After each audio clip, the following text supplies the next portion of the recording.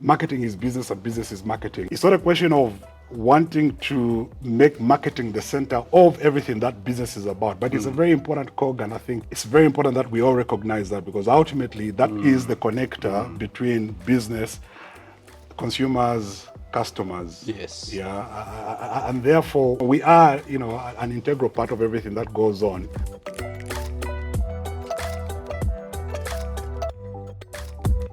How does marketing continue to shift business, influence culture, and grow brands? To get insights on these and many other questions, we had the privilege of attending the IMC Conference, which was themed Marketing is Business. In this IMC Conference series, we spoke to creative industry thought leaders where we asked them some of the most pressing business questions.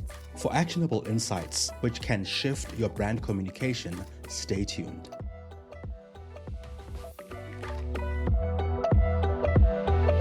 On the hot seat now, we are joined by the CEO of the Marketing Association of South Africa, Mr. Brian Yuyi.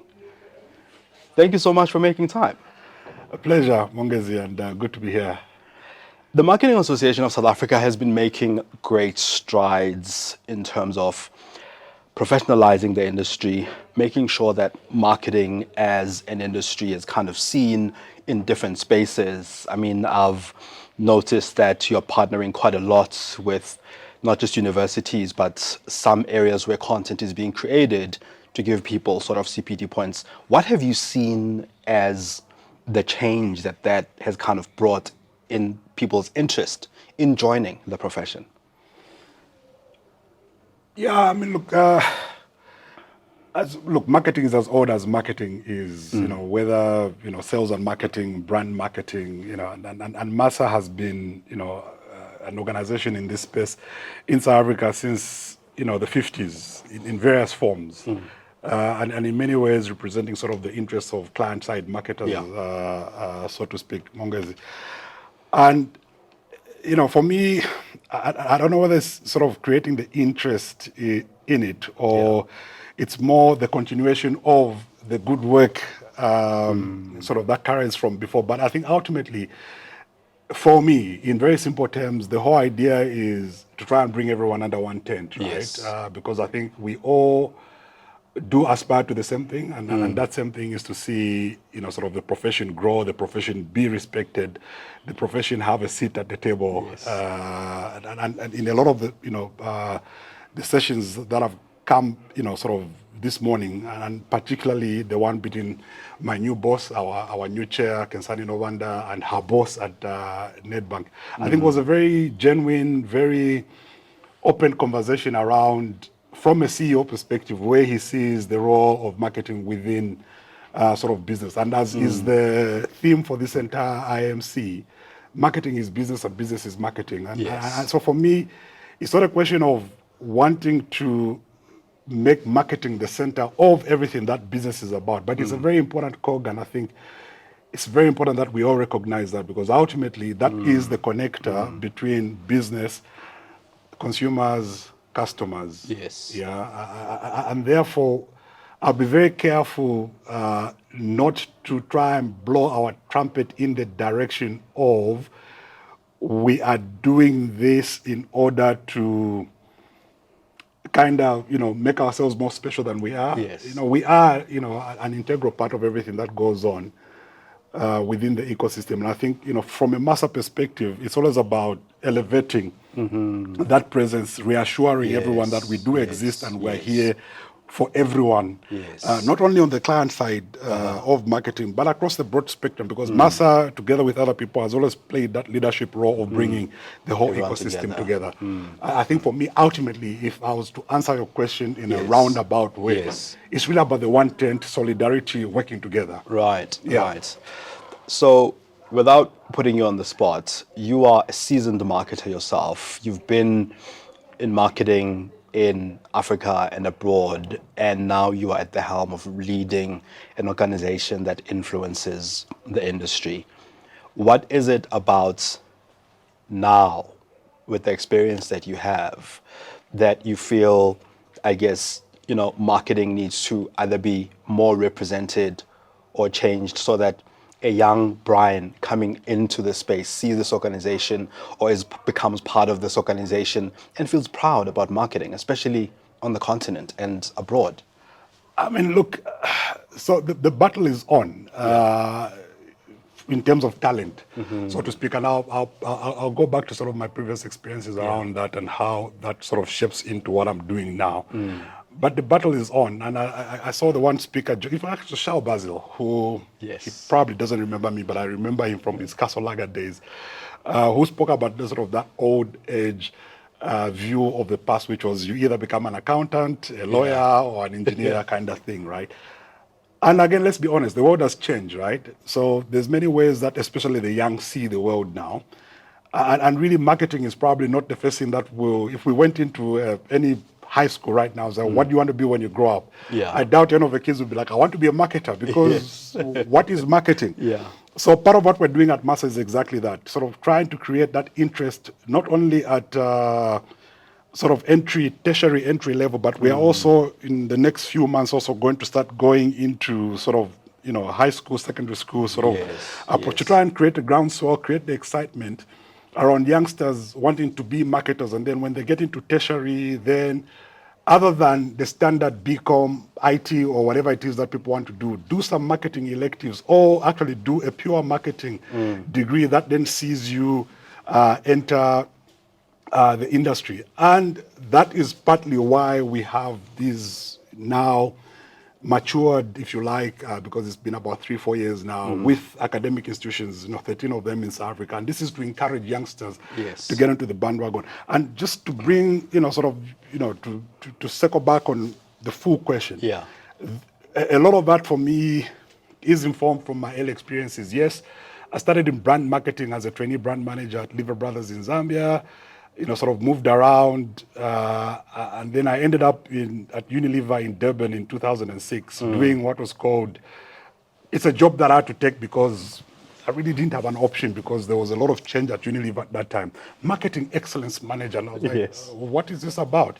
But effectively, it was marketing capability building within Unilever, Africa, Middle East, and Turkey. And the point at that stage, from a Unilever point of view, was to have functional experts or people who done the job to work with the rest of the business to help develop, sort of the next generation of talent, fill up the pipeline. And I think the one thing that I learned very quickly in that job was that it's a lot easier to get them while they're still young. Because, at Unilever at that stage, a lot of what we were doing in marketing was shaped by what the greater organization, top level CEO all the way, we're trying to do to shape the business. And that came through because Unilever is a very brand-centric, brand-led organization. So quite a lot of change management, if you like, was actually coming via the marketing function. And for me, experience taught me that, it was a lot easier to excite the new young grads who are coming into stream, and then build them up like that, and then do what you had to do with the more senior people and move the organization like that. And I'm proud to say, just today walking around IMC, the number of high fives, hugs, just quite a lot of people that I've known from my sort of capability building days, and that carried on also at SAB, Miller Africa. I was doing a bit of that plus strategy development as part of capability building. So I think it's the shaping of all of that, Mongezi, for me, is those lifelong experiences. And when I was asked to get into this job at MASA, it was effectively that. I think it was a coming home moment, in the sense I was actually going to be doing what I'd been doing the 10, 15 years before that, which is really the people aspect of marketing. So, and look, just in closing, I spend very little time looking at marketing creative. Most of my time is spent looking at legislation, policy, sort of the dull, boring stuff that no one wants to look at. But I think that's the job. The job is for us, in the words of one of my great friends, Ivan Moroke at Kantar, the job is that of doing, the unseen. The things that people don't get to see but are very important, to keep the industry going. We are the civil service of the industry, so to speak, and that's what I spend quite a lot of my time on.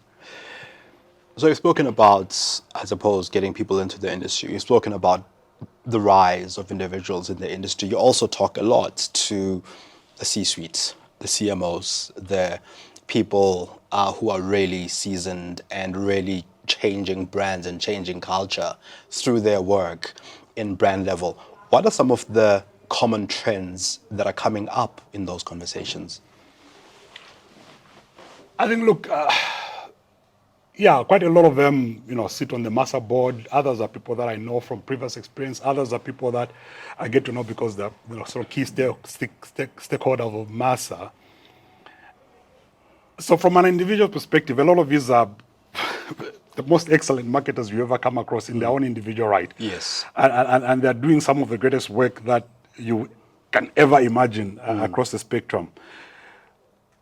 But, at the end of the day, marketing is part of, sort of the broader Yes. business. Yeah. And I think, again, Jason Quinn, CEO of Nedbank, put it very well. You are a business leader first. Yes. Before you are a marketer. So, and I think that is ultimately what this is about. This is about, Monges, in the sense you grow in as a technical specialist, understanding your craft. But as you grow higher, you need to become a business person and a business leader. Yeah. So it goes beyond just marketing speak. It becomes business speak, because ultimately your job is to help craft the marketing strategies and plans that help drive the broader business objective. That is what it comes down to. And this is a theme across the very best of the best of all the people that I deal with. That is the stark reality. That is a front and center of their thinking at all times. And half the time it will be like, and now, Brian, what? Yes. No. Tell me something that will help me do my job better in order to drive the business that I work for forward. Brian, we have a question that our guest leaves for our next guest. And one of our previous guests was Steve Babayeko, the CEO of Extreme Ideas.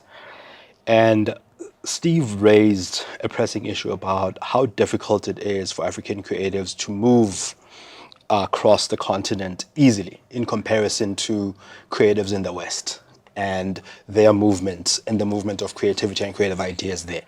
So the question that he left was, what can we do as a continent to enable the free mobility of creative talent across Africa so that collaboration and growth aren't hindered by visas and visa barriers? Gosh, it's a highly political point. It's not like it's a practical question. I think very easily, Mwangezi, look, we all have to accept and be aware of sort of the structural, bureaucratic setups of what Africa is. It's something that we need to change over time. It's probably a difficult conversation to have now because of sort of the broader political narrative across the world, which is more insular. Everyone is looking at at themselves only, and this is largely because the cake is getting smaller. So when the cake gets smaller, everyone turns around and goes, no. There's only so much. But ultimately, that's the solve, right? Yes. The solve is sort of whatever it ultimately looks like. The whole open borders idea, but open borders with control. And I speak as an immigrant myself, so to speak, from a South African perspective. I was lucky I was able to move around at a time when Unilever saw Africa as one big business. So they were able to move talent within Africa very seamlessly. Very few companies are doing that because it's costly, it's too, and then obviously times have changed, it's a lot harder to get visas and all that. But we need to get to that point. And if at all the argument from a political or government perspective is that creative industries are the next big thing that will help elevate Africa over and above the usual old mineral resources, then there has to be new thinking around how these things are seen and create pathways or ability for people to be able to do exactly what, Steve was, sort of talking about, because that's what it comes down to. And for me, ultimately, as a collective, we are stronger than, we are in our separate parts. It's a given. However, I'll caveat that by saying, look, it's complicated. It's complicated because, life is no longer the same. This is true. And I think from what you're saying, what I also get is that business also has a role to play. I think you keep using Unilever as an example, but like in that space, business had a role to play, and business kind of has a role to play. So all the role players can come together to enable the spread of creative ideas. But also, there's also the internet now. There's also digital, right? Like that could also enable the spread of ideas. Definitely. I mean, the one sort of my rebuttal would have been, well, I mean, why do you need to move around? All you need is a high-speed internet connection. Yeah. But I mean, I think there's a whole difference. I mean, you and I vibed a lot more when we actually met and talked, and that's the difference in life, isn't it? Body language, connection. Yeah. We're able to see each other and have that conversation. So yes, technological connection, yes, but I think interpersonal understanding of markets, and again, to reference Unilever and to a large extent SAB Miller, where it was a lot more fun in the sense. SAB Miller, you spent a lot more time in bars trying to understand consumers. At Unilever, you spent a lot more time in kitchens trying to understand how sort of people cook. Yeah, and kitchen and bars work well together. Exactly, but I think the point there is consumer insights, right? It's really about getting immersed in the cultures, the deep cultures, understanding the markets, and that can only be done in person. So yes, look, there's a lot of work to be done, and again, without getting too political about this. That then again raises this whole issue around digital natives and this skew that they bring into local economies. Look, it will wash out. The thing, for me, my personal view around difficult issues is always ultimately common sense usually prevails. Yes. And it will. Yes. It might take a few years, but common sense will prevail. Yeah. Brian, now it's your turn to leave a question. I mean, I've asked you very many questions. Now you get to ask one yourself. And we ask our guests to pass the mic to our next guest by asking a question about their creative process, creativity, marketing, the state of the industry, or even life for that matter. What question would you like to leave? Who do you have coming up? I don't know. You don't know. If you had someone I knew who was coming up, I'd ask a very specific question. But look, I think broadly for me, I think it sort of revolves around the key aspects we've talked about. What does the future hold, and how do we ensure that as a collective we unite in order to keep driving, sort of the profession, the industry forward. And in that sense, I just don't mean the client side, of marketing, but the broader collective. Everyone involved, creative, client side, new age, martech, everybody involved in the business of bringing products and services to consumers. How do we get under one tent and ensure that we can protect ourselves and with that drive our sort of industry forward? Brian, thank you so much for your time. I really appreciate it, and also we really appreciate the work that you're doing with MASA to ensure that you elevate and uplift the industry as well as people who are coming into the industry. And that work is making a huge difference. So we appreciate what you're doing. Thank you very much. It's been a pleasure. Thanks for having me. Excellent. Thank you very much. Thank you.